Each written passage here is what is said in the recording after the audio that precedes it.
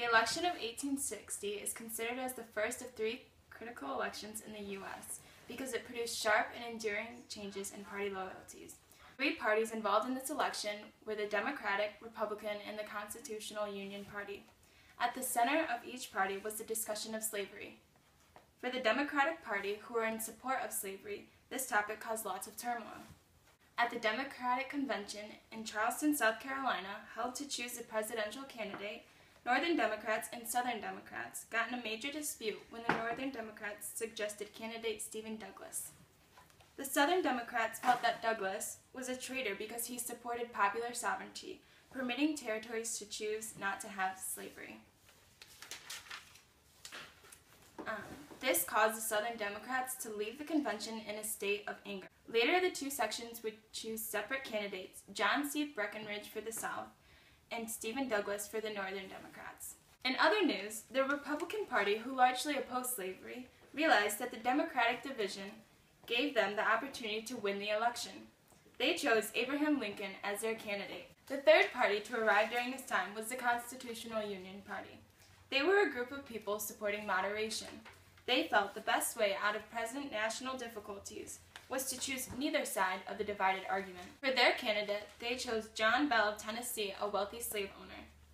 When the time came for voting, Lincoln was the winner with only 40% of the popular vote, but he still took the presidency with 180 electoral votes. In reaction to Lincoln's presidency, 7 southern states decided to secede from the U.S. 7 states that seceded from the Union were as follows: South Carolina, Texas, Louisiana, Alabama, Mississippi, Georgia, and Florida. The Confederate States of America was formed between 1860 and 1861. It consisted of 11 southern states. South Carolina was the first to secede, then asked others to do the same. They gave reasons for leaving, such as the U.S. did not enforce the fugitive slave law, and the government would not allow slavery in the new territories. The first 7 states were later joined by 4 states when the war began. The CSA believed that their way of life, largely based on slavery, was threatened by Lincoln's presidency, causing them to secede. The CSA fought to preserve slavery, states' rights, and political liberty for whites. The Confederacy had their own president, Mississippian Jefferson Davis, and their own constitution. Their constitution was adopted in 1861 and had greater emphasis on slavery and states' rights. The Confederacy sought a peaceful succession from the United States, but the U.S. refused to accept this succession. Causes of the Civil War were both social, political, and economic issues, and they all sort of revolved around the topic of slavery. As the nation expanded, there was a struggle to keep the balance between slave states and non-slave states, so the North and South were already kind of struggling. So events such as the Missouri Compromise and the Compromise of 1850 all kind of shifted the balance in favor of the North because they were getting more land and less slavery in the country. And a significant event that really added to the tension between the northern and southern states was the Kansas-Nebraska Act, which took place in 1854. This basically meant that Kansas and Nebraska could vote, and based on popular vote, they would decide whether or not there would be slavery. So this meant that lots of slave owners and lots of anti-slavery people were flooding into the states, and there was a lot of little skirmishes and even a couple battles. Even on the Senate, violence broke out because there was such a strong struggle between anti-slavery and slavery. Another cause of the Civil War was the struggle between the federal government and the individual states for power. This mainly focused on the institution of slavery, whether or not the government had the right to regulate or even abolish. The abolitionist movement was also a factor in the Civil War. It was an early 1830s movement of those who wanted to see slavery abolished, and by this time, right before the Civil War, they were becoming more and more influential. They claimed obedience to a higher law over the Fugitive Slave Act. The Fugitive Slave Act and Uncle Tom's Cabin expanded support to abolish slavery. The Underground Railroad also played a role. The Underground Railroad helped runaway slaves escape.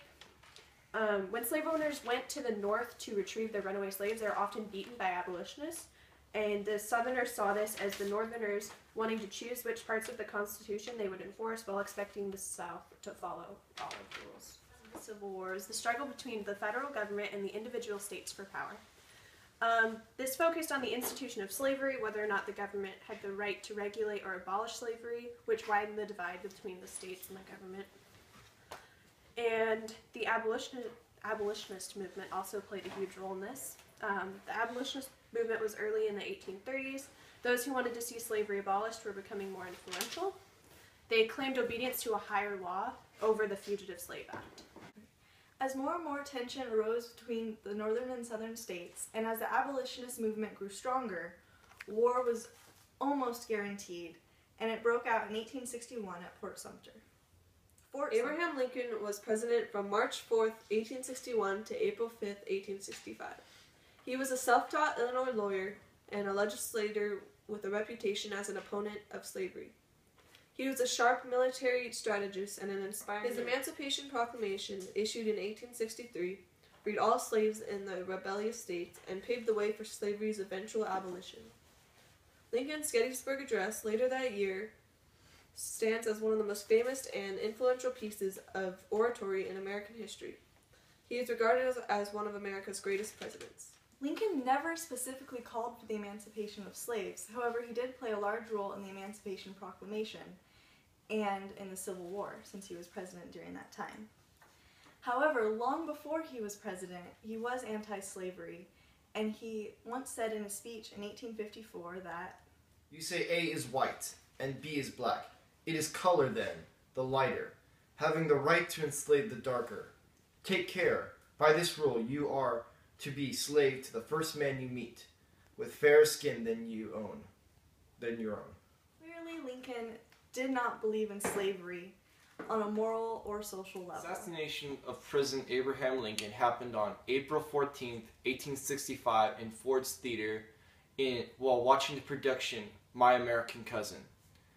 It was committed by John Wilkes Booth, who shot Lincoln in the back of the head with a .36 caliber Derringer pistol. He leapt off the stage. He screamed, "Sig Semper Tyrannis," or "The South is avenged."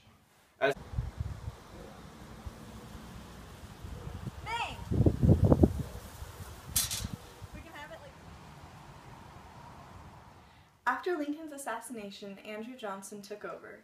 He was previously vice president. His stay in office was a very controversial one because he was viewed as a hero in the North and a traitor in the South.